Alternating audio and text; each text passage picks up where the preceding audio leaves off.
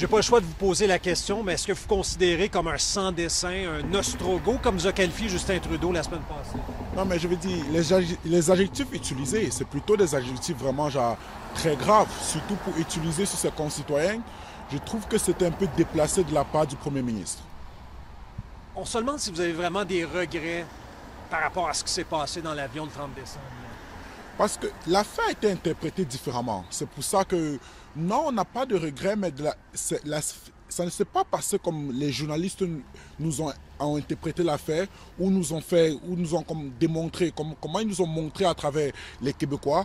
L'affaire ne s'est pas du tout passée comme ça. Mais les images parlent d'elles-mêmes quand même. Vous êtes debout, plusieurs d'entre vous, à faire la fête sans masque, à boire, à vapoter, etc. Là. Vous trouvez pas ça grave quand même? Mais on parle d'un avion de près de 200 personnes. Et sur ces 200 personnes, c'était à peu près 10 à 15 personnes qui faisaient la fête. Moi, j'en ai vu plus sur les images, Jérôme. Et non, je dis, si vous voyez, si vous les comptez, il n'y a pas plus que 15 personnes qui font la fête. Et sur toutes ces 15 personnes, il y en a une seule personne qui fume.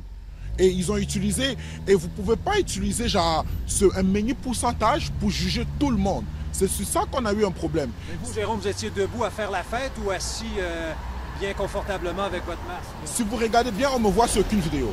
On ne me voit sur aucune vidéo ni de photos de l'avion. Donc moi, j'étais assis durant tout le temps.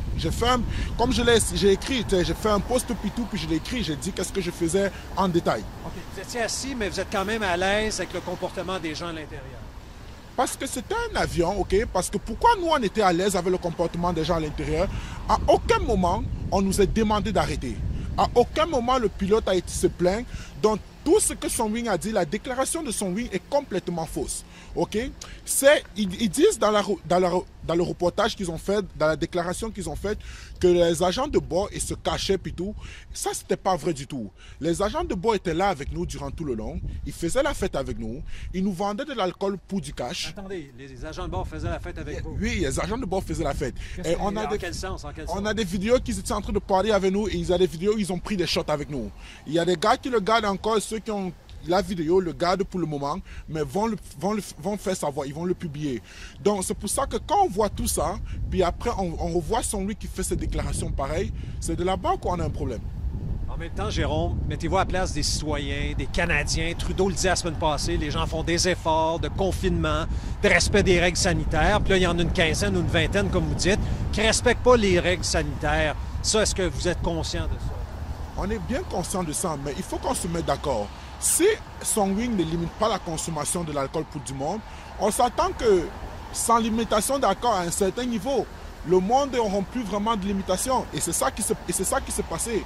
Puis c'est la déclaration de Sunwing qui commence, qui ramène tout ça. Parce que quand ils font les déclarations, maintenant tout le monde, ils disent « Oh, les agents se cachaient, le pilote, puis tout, qui plaignait. » Ça, c'est pas vrai du tout, là. Si vous voyez des fois, dès qu'il y a une seule personne ou deux personnes qui se chicanent, il y a des avions qui atterrissent à cause de ça. Puis tout ce qu'ils racontent, puis après ça, come on guys, genre, qu'ils n'essayent pas de dire qu'ils ont essayé de nous dire d'arrêter. À aucun moment, ils ont essayé de faire cela. En terminant, avez-vous peur des amendes, des contraventions, des impacts sur votre carrière de boxeur? Pour le moment, nous, on essaie d'abord que la vérité. Nous, le but principal, c'est qu'on veut que la vérité se fasse savoir. Il y a une enquête qui a commencé, puis nous, on attend le retour de l'enquête. Parce que c'est ça le plus important pour nous, c'est que la vérité se fasse savoir. Bonne chance. Merci beaucoup. Merci Jérôme, c'est bien aimable.